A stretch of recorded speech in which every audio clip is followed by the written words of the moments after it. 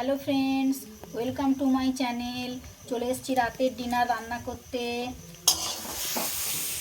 পেঁপে আলু গাজর একটু সেদ্ধ করে নিয়েছিলাম যাতে সময়টা কম লাগে, যাতে একটু তাড়াতাড়ি হয়। আমি টিউশন পড়িয়ে ঘর আসতে আসতে 9টা সাড়ে 9টা বেজে যায়, তাই একটা সিটি দিয়ে নিয়েছিলাম।